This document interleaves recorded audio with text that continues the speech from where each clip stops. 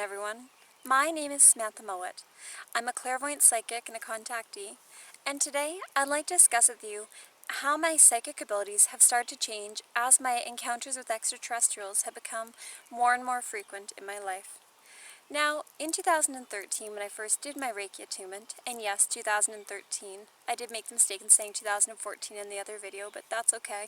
As you can see, I've got a bunch of different diaries with tabs to give an idea of just how often I'm having these encounters. Now, getting back to the point, in 2013, when I did my Reiki level 1, it changed the way in which I was perceiving energy, and that is what helped to open me up to having these encounters being on such a frequent level for me. One thing I should mention is for about 5 years even before I got my Reiki, my guides, my inner knowing was really pushing me to get this done. I felt like this was something that I needed to do on my soul's journey. So anyway, how this helped to really change my psychic abilities was I started to notice energy a lot more than I had seen it previously. I would be, let's say, driving down the highway, and as I drove down the highway, I would get this strong knowing of, okay, I need to slow down. And I'd get the feeling of there's going to be a red light ahead. And I'd be driving for a minute or two, and then as I approached the intersection, lo and behold, the light would change from green to yellow and then red by the time I got there. Or sometimes the inverse would happen, where I'd be driving and even though it was a red light up ahead, I'd feel like, okay, I don't necessarily have to slow down a lot because I know the light's about to change. Things of that nature started to become more common. Another way in which my psychic abilities started to change was not only was I having these infused knowledge moments happening quite a bit, but my clairvoyance was changing. Where before I was predominantly seeing auras as like light hazes around people where it looks like, the best way to describe it before that time was, you know when you're looking at a road on a really hot day, and you see the heat waves and they're just rising up off the road like this? And anyway, it changed from being that, which was very light colors at the time, to being more shapes in the aura, more distinct patches of color, starting to see people's guides behind them. It was really exciting for me, and I got very, very happy about this change. I was giving a reading to this one woman in Port Alberni, and while I was doing it, I noticed this very distinct like blue triangle right up here above her head, and I thought, huh, okay, that's interesting. And then I started to ask her, okay, well, what does this mean? How does this really come to play? Because I wasn't aware that there could be shapes in the aura, and I wasn't, up until that point, really aware of what these things could be contained. I thought your aura was just these colors that were swirling around your body, and I thought it was always in an egg shape, because up until that time I didn't know differently. So that is one way that changed.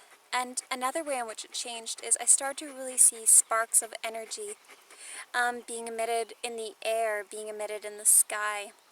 I was on BC Ferries one time, and as I was headed from the island going to Vancouver, I decided, okay, it's not really a nice enough day to go outside, but how about I go sit in the front row so that I can watch the water and watch the mountains approach as we go from the island over to the mainland. Pardon my dog. She's kind of loud.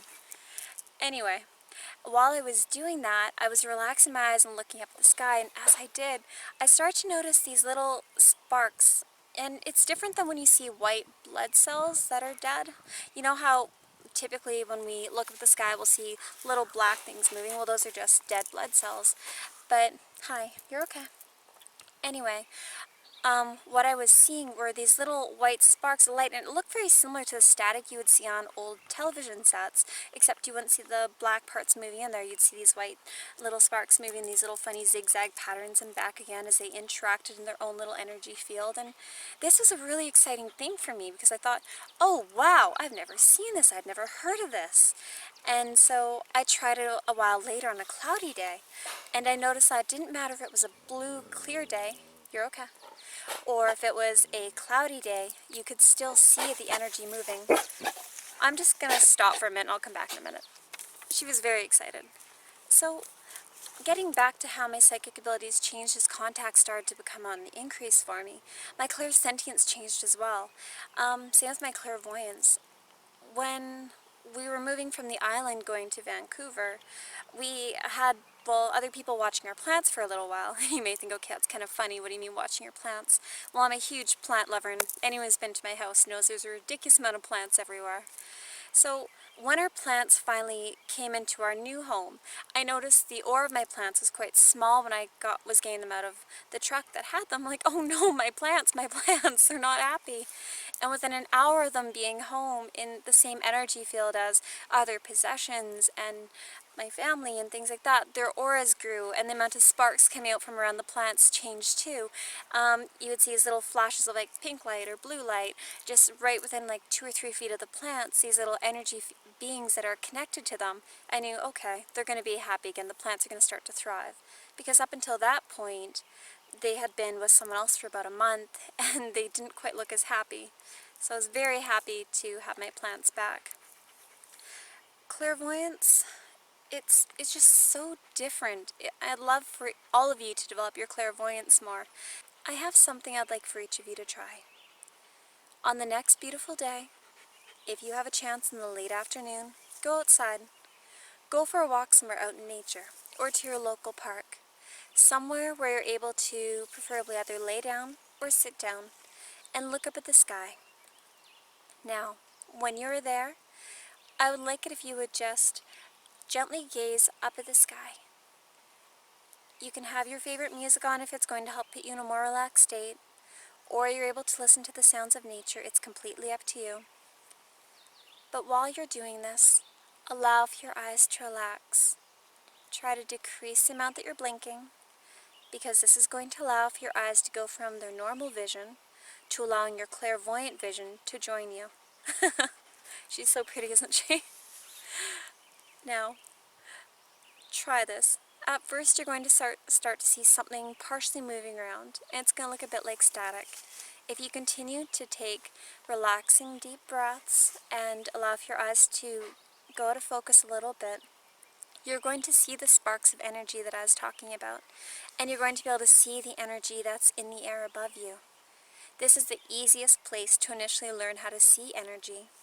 If you find it's too bright on a blue sky day, try it on a day that's completely cloudy, when the sky is gray. You're going to see the same energy moving around. You may not see it to the same extent you'd see it on a blue day, but you'll still be able to see it. And as you learn how to do this more commonly, just when someone else is driving, you can look up out of the car window and watch the energy in the sky. You can see how it changes between whether it's a blue sky clear day, blue clear sky day, or a cloudy day, or if a storm's about to come in. You'll notice the energy is really chaotic then. It'll start to move even faster than normal because the electrons are just moving these crazy little patterns. So I'd really like for you to try that, and preferably on a day when there's not a lot of chemtrails, because chemtrails can throw off the way in which the energy is interacting as well. Well, I hope you have a beautiful day. Take care. Peace, love, and light. Bye.